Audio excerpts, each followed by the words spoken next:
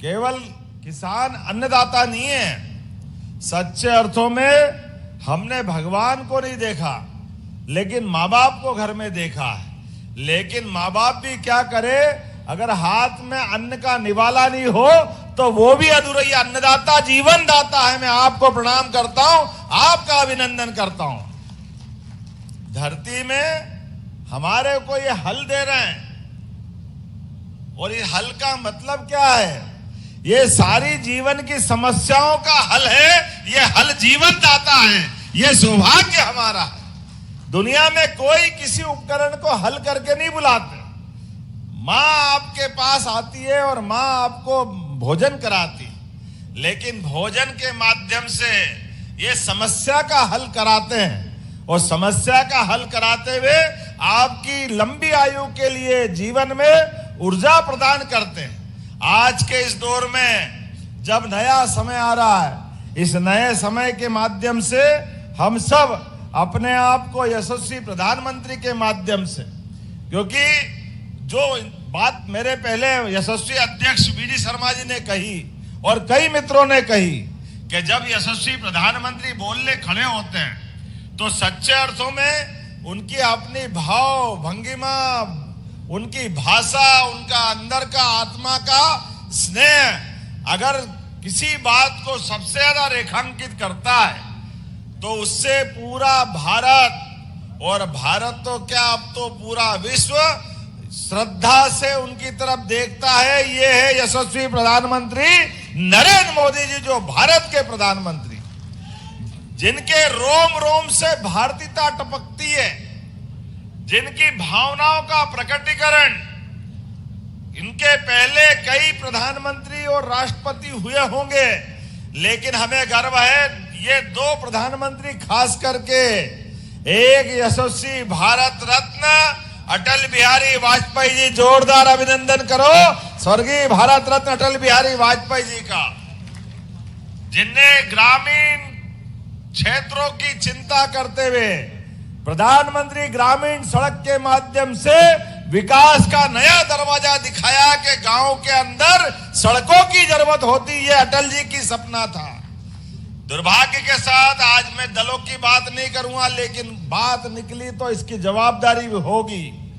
मनमोहन सिंह की सरकार में मनमोहन सिंह जी स्वयं और बाकी लोग जब ये बेशर्मी से बोलते थे, गांव में सड़क की क्या जरूरत है, गांव में डामर की सड़क की क्या जरूरत है, गांव में तो बैलगाड़ी चलती, उनको बैलगाड़ी लेके देना चाहिए।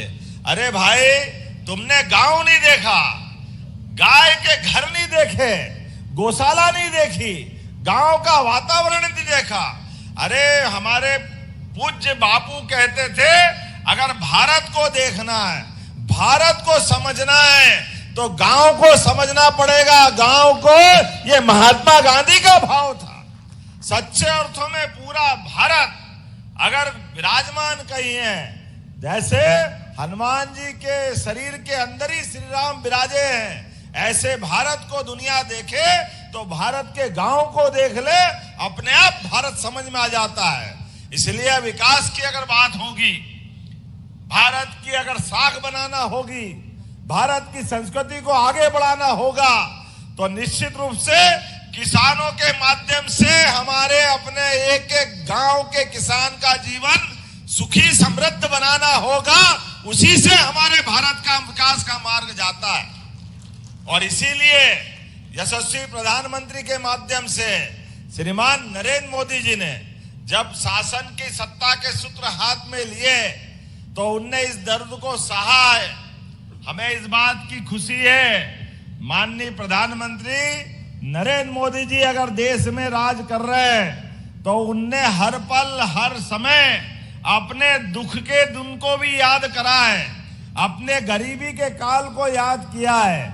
इसलिए एक एक कष्ट उनको मालूम है कि गांव के अंदर गरीबी का क्या परिणाम आता है, और गरीब क्या गांव क्या शहर। इसलिए चार जाति की भी बात करते हैं तो किसान, गरीब, महिला, युवा।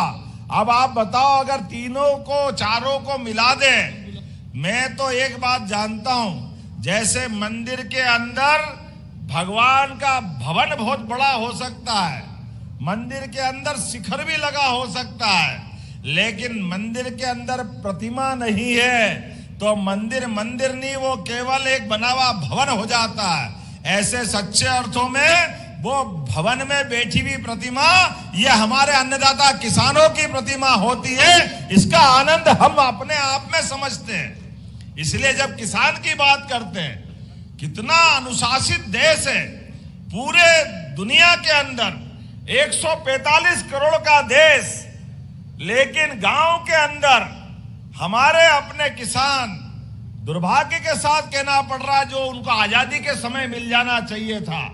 ये तो मुख्यमंत्री मोहन यादव को आप सुन रहे थे, किसान आभार सम्मेलन में पहुंचे हुए थे और बता रहे थे कि किस तरीके से गांव का जो विकास होता है वो विकास, राज्य के विकास की बात की जाए तो उसमें किस तरीके से महत्वपूर्ण योगदान देता है। और चलिए अब रुक कर लेते, खबरें देख लेते फटाफट अंदाज में।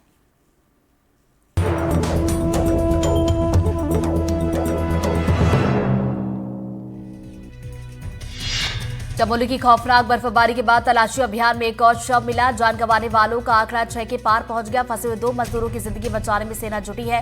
अर्धसैनिक बलों के साथ सभी रेस्क्यू टीमें मौके पर मौजूद हैं। NDRF, SDRF, ITBP, BRO rescue operation में जुटे हैं। खराब मौसम के चलते बचाव अभियान में परेशानी हो रही है। माड़ा गांव में ग्लेशियर टूटने से मजदूर फंसे थे। बहुजन समाज पार्टी की लखनऊ में बड़ी बैठक। भतीजे आकाश और ईशान को लेकर मायावती ले सकती है बड़ा फैसला। विधानसभा प्रभारियों के भी नाम का ऐलान संभव। केंद्रीय गृह